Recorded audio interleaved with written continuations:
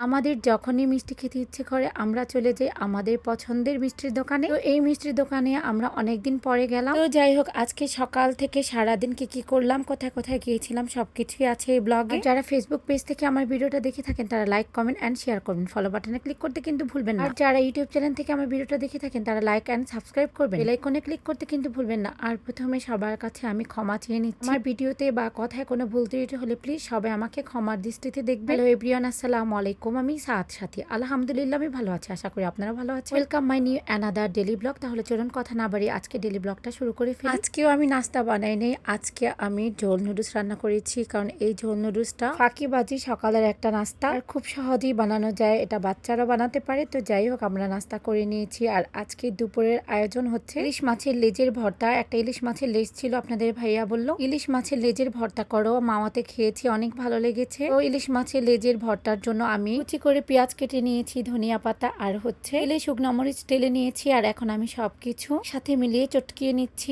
আর এখানে আমি হালকা পরিমাণে লবণ দিয়ে নিয়েছি। আর এখন আমার মাছের লেজটা আমি বেছে রেখেছিলাম আগে অফ ক্যামেরাতে, এটা দিয়ে দিলে আবার চটকিয়ে নিচ্ছি। আমি একটু বেশি পেঁয়াজ দিয়েছি, কারণ হচ্ছে ইলিশ মাছের লেজ একটা ছিল তো অল্প পরিমাণে হবে, তো একটু পেঁয়াজ বাড়িয়ে দিলে আমার কাছে মনে হয়েছে আরো বেশি টেস্ট লাগবে। কিন্তু আপনাদের ভাইয়া খেয়ে বলল যে মাওয়া থেকে বেশি টেস্ট হয়েছে তোমার ইলিশের লেজের ভর্তাটা। যাই হোক, আজকে আমি ফার্স্ট ট্রাই করেছি, আলহামদুলিল্লাহ আমি প্রশংসিত হয়েছি। আজকে আমি ইলিশ মাছের লেজের ভর্তা করেছিলাম আর করেছিলাম তরি তরকারি। আমি একদমই জানি না যে আমার ঘরে আল্লাহর রহমতে আমাদের পছন্দের একটা তরকারি চলে আসবে। তো এটা সবকিছুই আল্লাহর দান। তো আল্লাহ তাআলা রিজিক কার কোথায় রেখেছে প্রথমে তো আমি জানি না, হঠাৎ করে আমার বাসায় কেউ একজন সরিষা ইলিশ রান্না করে পাঠিয়েছে। তো তার নামটা আমি উল্লেখ করতে চাই না, তো সেই ভাবি দেখলে বুঝতেই পারবে যে কে পাঠিয়েছে আমার বাসায় সরিষা ইলিশ। আর ভাবি, আপনাকে অনেক অনেক ধন্যবাদ, আপনার সরিষা ইলিশটা অনেক মজা হয়েছে, আপনার হাতের তাল রান্নাটাও খুব মজা হয়েছে। ভাবি, আপনার জন্য অনেক অনেক দোয়া রইল, আল্লাহ তাআলা যেন আপনাকে সুস্থ সবল রাখে।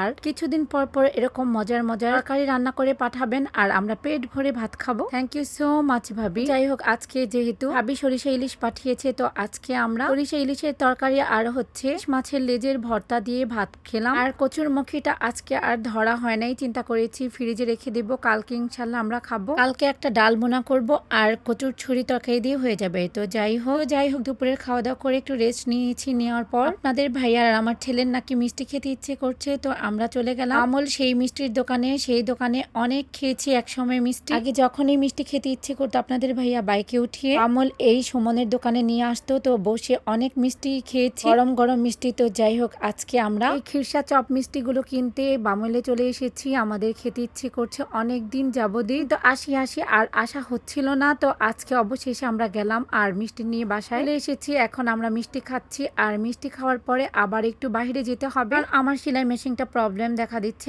অনেকগুলো আমার কাজ জমে আছে। তো যাই হোক, আপনাদের ভাইয়ার নাকি বার্গার খেতে ইচ্ছে করছে, তো সে খেয়ে নিচ্ছে। আজকের ব্লগটা যদি আপনাদের সবার কাছে ভালো লেগে থাকে প্লিজ কমেন্ট সেকশনে কমেন্ট করে জানাবেন। আজকে ডেলি ব্লগটা এখানে শেষ করছি, ভালো থাকবেন সবাই, আল্লাহ হাফেজ।